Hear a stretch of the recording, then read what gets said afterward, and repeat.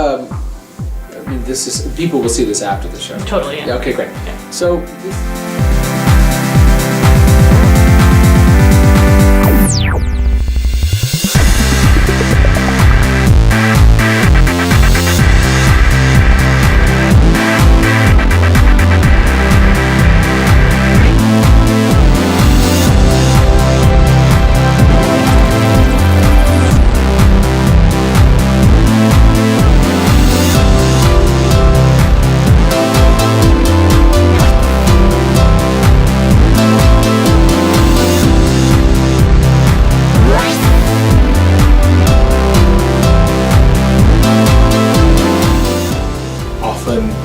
We would be going at it and she'd go, all right, now just sit on the bed and talk. A big resource for us was we got on YouTube and typed in drunk Marines fighting. Hi, I'm Jude Sandy and I'm playing Othello here at Trinity Rep. Hi there, I'm Stephen Thorne and I play Iago.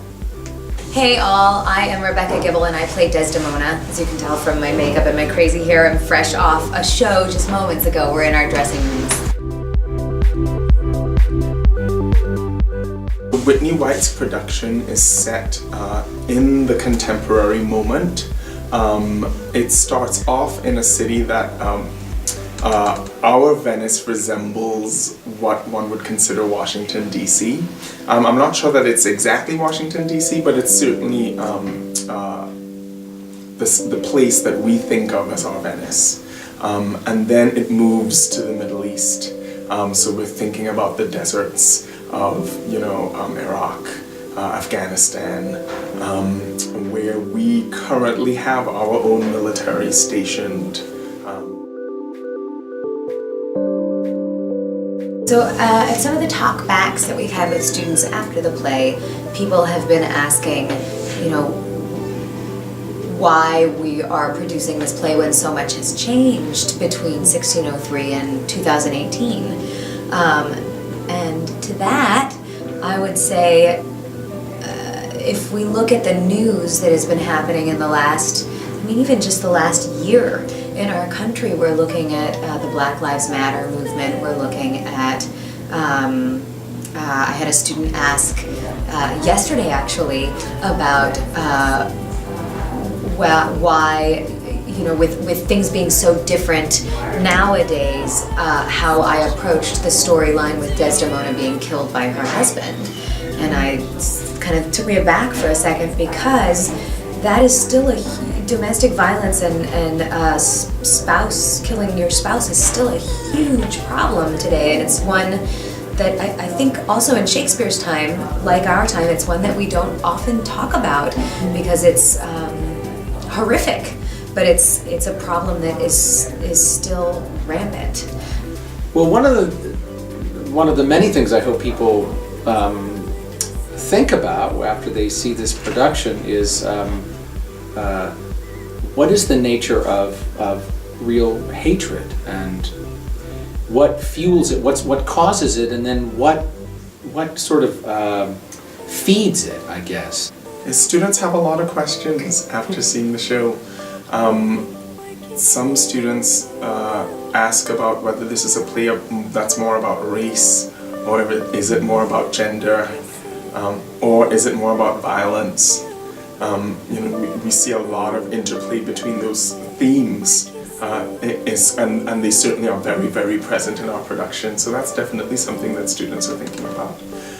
One interesting question that we've had from a student is how do different people in the play see love, understand and experience love?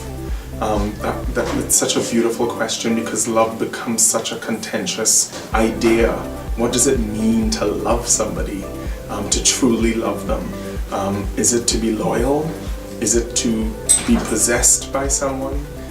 And certainly for some of the characters in the play, that's something that changes over time in their trajectory through the plot.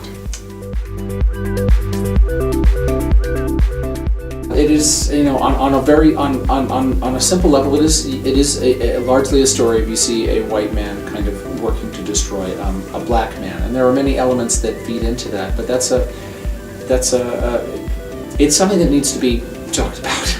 It's something that needs to be kind of mulled over. It's something that needs to be considered. It's something that needs to be seen. I think it's very vital. As hard as it is, and as inundated as we are with these kinds of things, particularly over the last year and a half, but not just then. I mean, throughout the last 150 years and before in our country, I think putting these things out there, this ugliness, this nastiness out there directly to be seen and kind of dissected is necessary and important. In terms of what we should keep on, what I would hope that we would keep on talking about after this production ends in your classrooms, I would keep talking about, like, have we made progress since Shakespeare's time in terms of race relations? Are we still kind of more or less where we were? I don't know. What is the landscape in America right now?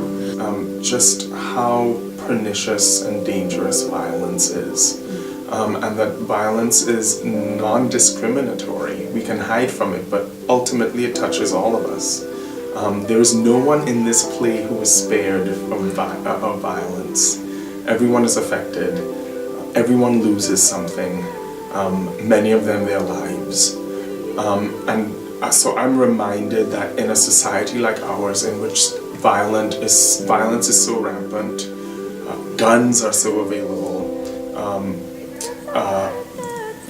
it's just so present in our culture that there is no escape. We can try to insulate ourselves from violence, but sooner or later it knocks on our door.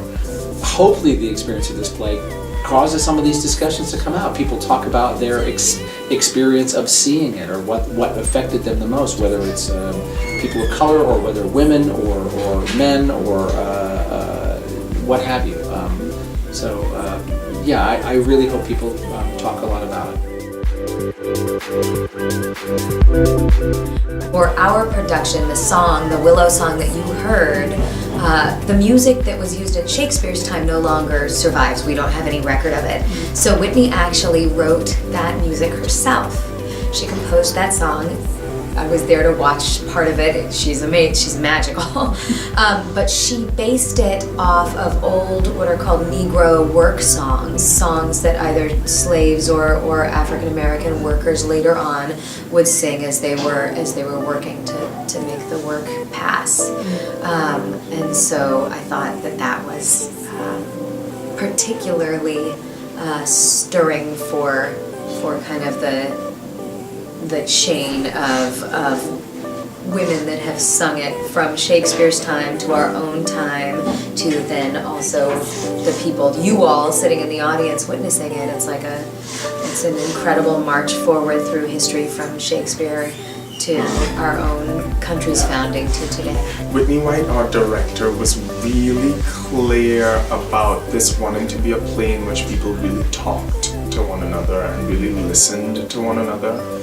Shakespeare's language is so incredibly poetic and so epic that it's really easy to kind of jump on the train of the poetry and become very, very grand. And there are numerous scenes in the play in which it's possible for people to talk past each other. And certainly this is a situation in which people talk past each other a lot. They don't hear what the other person's really trying to say. And Whitney was really intent on us at least trying. So we do have a couple of times in the play where the lights turn on essentially to the whole audience. It's the mess hall, which is at the end of Act 1, and then I shouldn't say it's when, it's when Iago and the others run in towards the very end of the play after the murder's been done. And I think those are, I really like those choices a lot. I think partly with our configuration of being in the round, that we already kind of see each other, but it is literally throwing the lights on, seeing everything, not in necessarily a pretty nice, warm, shaded light. It's like, this is it. We're right in the most awful parts of this play, particularly at the end. I mean, obviously in the mess hall, it's not quite as intense as at the end, but there's something about, we're exposing all of it here, and it's important that we fully acknowledge all of us witnessing this at the same time. It sounds like we take it for granted in the theater. It's like, yeah, we know we're here all together, but it is such a powerful thing. And when we can actually see each other and see each other witness the same events together, I think that experience you can't recreate anywhere else but in the theater, and I think it makes it a very charged environment. So I like that.